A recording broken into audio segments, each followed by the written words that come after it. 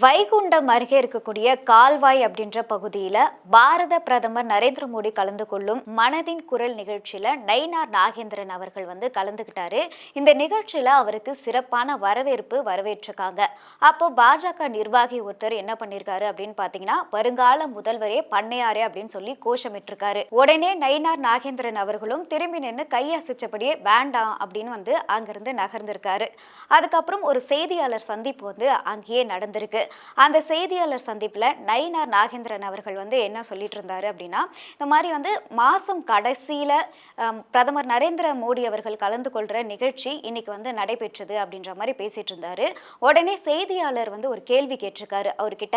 அவர் என்ன கேள்வி கேட்டாரு அப்படின்னு பாத்தீங்கன்னா, சீமான் அவர்கள் அதிமுகவுக்கு பாஜக ஒரு சுமையா இருக்கிறதா அவர் பேசியிருக்காரு, இதை எப்படி பாக்குறீங்க அப்படின்னு சொல்லி கேட்டிருக்காரு. அதுக்கு நயினார் நாகேந்திரன் அவர்கள் என்ன பதில் சொல்லியிருக்காரு அப்படின்னு பாத்தீங்கன்னா, எந்த கட்சியில தான் சுமை இல்ல, அவரை விளக்கம் கொடுக்க சொல்லுங்க அப்படின்ற மாதிரி சொல்லியிருந்தாரு. அது மட்டும் இல்லாம இதுல யார் சுமை இல்ல அப்படின்றதையும் அவரு தான் விளக்கம் கொடுக்கணும்னு சொல்லியிருந்தாரு. அமித்ஷா சொல்றத நாங்க ஏன் கேட்கணும், ஆட்சியெல்லாம் கிடையாது அப்படின்னு சொல்லி கட் அண்ட் ரைட்டா முன்னாள் அமைச்சர் நத்தம் விஸ்வநாதன் சொல்லியிருக்காரு. இவர் ஏன் இப்படி சொல்லியிருக்காரு அப்படின்னு பாத்தீங்கன்னா, திமுகவை பொறுத்த வரைக்கும் கூட்டணி கட்சி இல்லைன்னா அதுக்கு வாக்கு சதவீதமே கிடையாது, திருமாவளவன் போன்றவங்களால தான் அந்த கட்சி காப்பாற்றப்பட்டு வருது அப்படின்ற மாதிரி சொல்லியிருக்காரு. தமிழகத்துல அதிமுக ஆட்சி அமையும், அதுவும் எடப்பாடி தலைமையில தான் அமையும், அமித்ஷா சொன்ன மாதிரி கூட்டணியில அமையாது அப்படின்னு சொல்லி கட் அண்ட் ரைட்டா முன்னாள் அமைச்சர் நத்தம் விஸ்வநாதன் அவர்கள் பேசியிருக்காரு. கேரள மாநில முன்னாள் முதல்வர் அச்சுதானந்தன் அவர்கள் கடந்த 23ஆம் தேதி வயது மூப்பு காரணமா உடல் நலக்குறைவு ஏற்பட்டு மருத்துவமனையில அனுமதிக்கப்பட்டார். இவர் பாத்தீங்க அப்படின்னா கேரள மாநிலத்துல 2006ல இருந்து 2011 வரைக்கும் முதல்வராக இருந்திருக்காரு. கொஞ்சம் காலம் கழிச்சு அவருக்கு பக்கவாதம் ஏற்பட்டதா சொல்லப்படுது.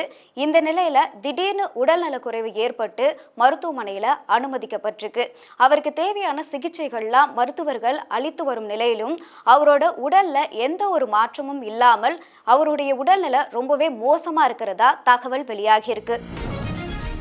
தமிழக வெற்றி கழகத்தின் தலைவர் விஜய் அவர்கள் தமிழக அரசுக்கு ஒரு அறிக்கையை வெளியிட்டிருக்காரு. அந்த அறிக்கையில அவர் என்ன குறிப்பிட்டிருக்காரு அப்படின்னு பாத்தீங்கன்னா, சிவகங்கை கோவில்ல நகை திருடு போனதுக்கு காரணமா ஒரு காவலாளியை கூட்டிட்டு போய் அரெஸ்ட் பண்ணி அவர்கிட்ட விசாரணை எல்லாம் நடத்திட்டு இருந்தாங்க. அந்த விசாரணை போது அவர் மரணமும் அடைஞ்சிருக்காரு. அஜித்குமார் எப்படி இறந்தாரு அப்படின்னு கண்டுபிடிக்கிறதுக்காக நீதிமன்ற கண்காணிப்புல ஒரு சிறப்பு புலனாய்வு அமைச்சு சீக்கிரமா இந்த வழக்கை முடிக்கணும்னு சொல்லியிருக்காரு. அது மட்டும் இல்லாம திமுக 4 ஆண்டு கால ஆட்சியில பாத்தீங்க அப்படின்னா 24 லாக்அப் டெத் நடந்திருக்கு. இதுக்கான வெள்ளை அறிக்கையுமே வெளியிடணும். அப்படி வெளியிடல அப்படின்னா திமுக 2026 சட்டமன்ற தேர்தலில் பெரும் தோல்வியை சந்திக்கும் அப்படின்ற மாதிரி ஒரு அறிக்கையை விஜய் வெளியிட்டிருக்காரு.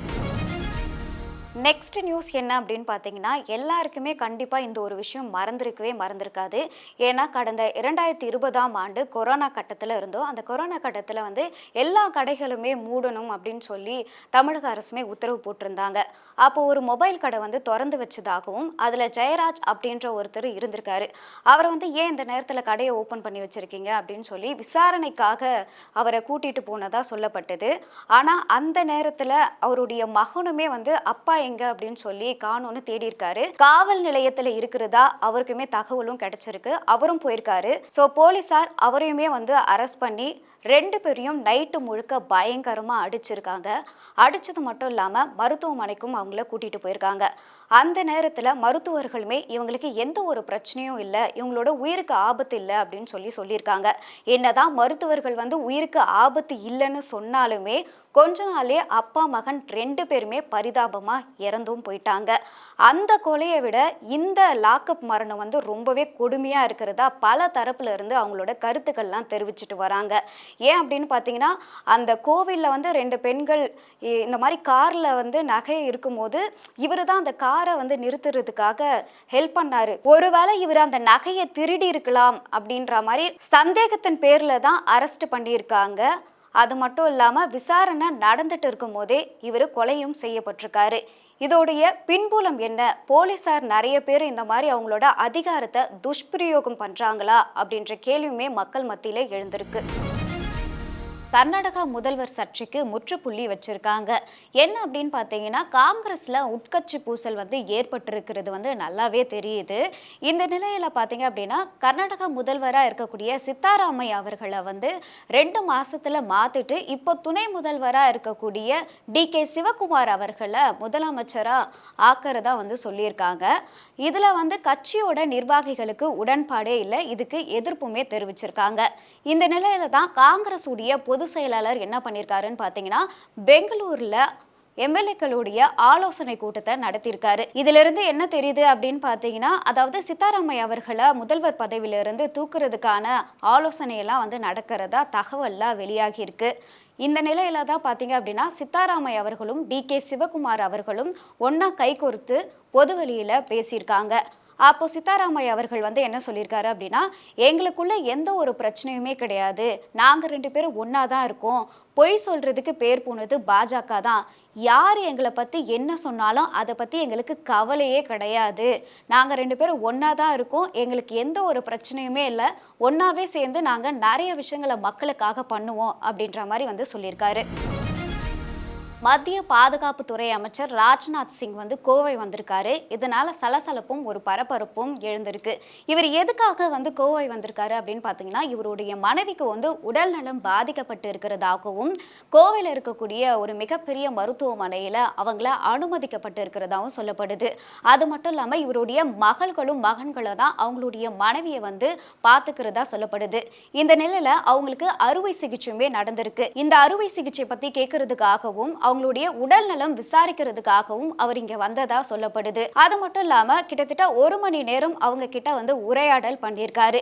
இதை முடிச்சதுக்கு அப்புறம் மருதுமலை முருகன் கோவிலுக்கு போய் தரிசனமும் பண்ணியிருக்காரு. அதாவது நிறைய பேருக்கு இப்ப மிகப்பெரிய கேள்வி வந்து எழுந்திருக்கு. அது என்ன கேள்வி அப்படின்னு பாத்தீங்கன்னா, டெல்லியில நிறைய மிகப்பெரிய மருத்துவமனைகள்லாம் இருக்கு, அங்கெல்லாம் அனுமதிக்காம ஏன் கோவை மருத்துவமனையில வந்து அனுமதிக்கணும் அப்படின்ற கேள்வி எழுந்ததுனால இதை பத்தி சில தகவல் வந்து தேடி இருக்காங்க.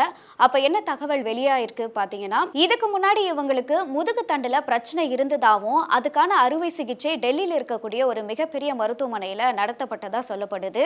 அந்த சிகிச்சை இவங்களுக்கு பலன் அளிக்கல அப்படின்றதுனால கோவையில வந்து இதுக்காக ஸ்பெஷல் ட்ரீட்மெண்ட் வந்து கொடுக்கறதா கேள்விப்பட்டிருக்காங்க. அதனால தான் இந்த இடத்துல வந்து சேர்த்திருக்கிறதா தகவல் வந்து வெளியாகி இருக்கு. அன்புமணி ராமதாஸ் அவர்கள் வந்து தமிழக அரசுக்கு ஒரு கோரிக்கையை முன் வச்சிருக்காரு. அவர் என்ன கோரிக்கையை முன் வச்சிருக்காரு அப்படின்னு பார்த்தீங்கன்னா, 2ஆம் கட்ட மெட்ரோ பணிகள் வந்து நடந்துட்டு இருக்கு. இதற்கான பணியாளர்களை தமிழக அரசு நியமனம் பண்ணிட்டு இருக்காங்க. இவங்க எல்லாருக்குமே இடஒதுக்கீட்டின் அடிப்படையில் பணி நியமனம் பண்ணாம கான்ட்ராக்ட் பேஸ்ல வந்து பணி நியமனம் பண்ணியிருக்காங்க. அதுவும் 3 வருஷத்துக்கு தான். மாச சம்பளமா வந்து 26,660 ரூபாய் வந்து கொடுக்குறாங்க. இது வந்து கொத்தடிமைகளை ஊக்குவிக்கிற வகையில இருக்கு. ஏன் அப்படின்னு பார்த்தீங்கன்னா, தொழில்நுட்ப பல்கலைக்கழகத்திலிருந்து தான் பட்ட படிப்பு படிச்சவங்களை நியமனம் பண்றாங்க மெட்ரோ பணிகளுக்காக.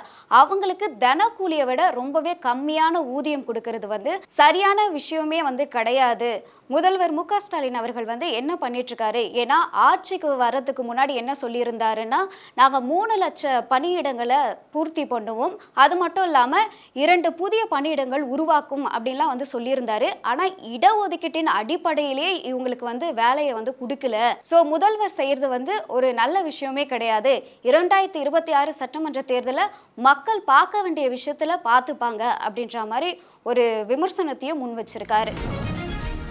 கடந்த ஆண்டு பிப்ரவரி மாதம் பார்த்தீங்க அப்படின்னா, தமிழக வெற்றி கழகம் அப்படின்ற கட்சியை விஜய் அவர்கள் வந்து தொடங்கி இப்போ நடத்திட்டு இருக்காரு. கொஞ்சம் மாசத்துக்கு முன்னாடி அந்த கட்சியுடைய கொடியை வந்து வெளியிட்டிருந்தாரு. அந்த கொடியில வந்து 2 யானை சின்னங்கள் வந்து பதிக்கப்பட்டிருக்கும், அப்புறம் வாகை பூ பதிக்கப்பட்டிருக்கு. அந்த கொடியுடைய கலர் வந்து சிவப்பு மஞ்சள் நிறத்துல வந்து இருக்கும். இந்த சூழல்ல தான் பகுஜன் சமாஜ் கட்சியின் பொதுச் செயலாளர் இளங்கோவன் அவர்கள் வந்து நீதிமன்றத்துல ஒரு மனு தாக்கல் செஞ்சிருந்தாரு. அந்த மனு தாக்கல்ல என்ன குறிப்பிட்டிருக்காங்க அப்படின்னு பார்த்தீங்கன்னா, தமிழக வெற்றி கழகத்துடைய கொடியில எங்களுடைய சின்னம் யானை சின்னம் வந்து பதிக்கப்பட்டிருக்கு, இதை தடை செய்யணும் அப்படின்னு சொல்லி மனு தாக்கல் செஞ்சிருந்தாரு.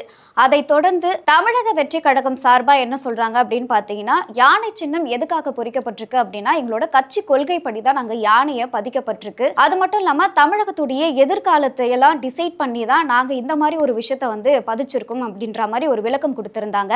பகுஜன் சமாஜ் கட்சி சார்பா என்ன விளக்கம் சொல்லியிருந்தாங்க அப்படின்னு பார்த்தீங்கன்னா, இந்த கொடியில் இருக்கிறது எங்களுடைய சின்னம், இதுவே வந்து அதிமுக திமுக அப்படின்ற பெரிய கட்சிகள் இருக்கு, அவங்களுடைய சின்னங்களை எடுத்து இந்த மாதிரி கொடியில பதிக்க முடியுமா அப்படின்ற ஒரு கேள்வியும் முன் வச்சு, அதே மாதிரி தான் எங்களுடைய யானை சின்னமும் எந்த கட்சியும் வந்து பதிக்க முடியாது, அது எங்களுக்கு மட்டும்தான் வந்து சொந்தம், ஸோ இந்த யானை சின்னத்தை தடை செய்யணும் அப்படின்னு சொல்லி மனு தாக்கல் பண்ணியிருந்தாங்க.